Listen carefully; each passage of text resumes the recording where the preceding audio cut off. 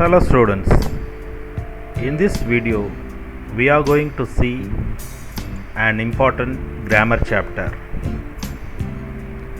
modals. Let us see the modal auxiliary verbs in this video. Let's start from verbs. Verbs are divided into two. One is main verbs, another one is auxiliary verbs. Okay. The auxiliary verbs, also called helping verbs, they have no meaning on their own. They are necessary for the grammatical structure of a sentence, but they do not tell us very much alone. We usually use helping verbs with main verbs. In fact, they help the main verb which has the real meaning. Okay. Auxiliary verbs are divided into two.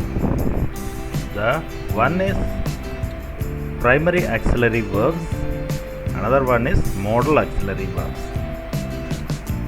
Primary auxiliaries are be verbs, have verbs, do verbs, and modal auxiliary verbs are using modal verbs we may, for example, ask for permission to do something, grant permission to someone, give or receive advice, make or respond to requests and offers, give instructions or orders, express duty or obligation, etc.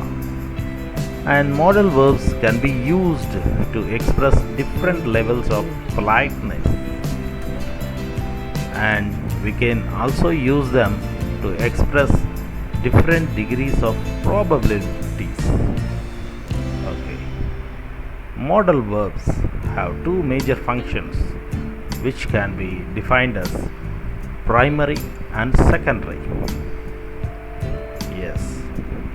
The primary functions of modal verbs: ability, permission, prohibition, prediction, duty, obligation, requests or offers, possibilities, absence of obligation. Okay. Ability. For ability, the modal verb can shall be used. For permission, may or might, can or could. For prohibition, mustn't or cannot. For prediction, will or shall or may. Duty, escapable obligation, should. Inescapable obligation, must. Request or offers, can or will. Possibility, can or cannot. Absence of obligation, needn't. Okay. Let's see the secondary functions of modal verbs. In their secondary function, the modal verbs except shall can be used to express the degree of certainty or uncertainty or probability. Okay. So the words are arranged in such a manner from almost certain to very uncertain. Let's see them. Almost certain: must, will, and would, and ought to, should, can, could, may, or might. Okay. So we could see from almost certain to very uncertain the modal verbs are arranged. These are the secondary functions. Okay, so the modal verbs express the mood of the speaker. Okay, some important grammar aspects. The negative is formed by the addition of not after the modal verb. In informal spoken English, not is often reduced to nt, n apostrophe t.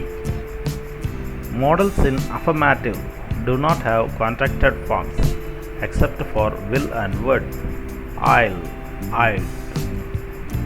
In questions, the modal verbs behave like the auxiliary verbs, do or have or be verbs. Okay, let's see another important grammar aspects. Only one modal verb can be used in a single verb phrase. Tense, all modals can refer to the immediate present or the future. Therefore, present is not always a reliable label. I can call him today. I can call him tomorrow. There is no progressive form for modals, but we can put the verb that follows the modal into the progressive form.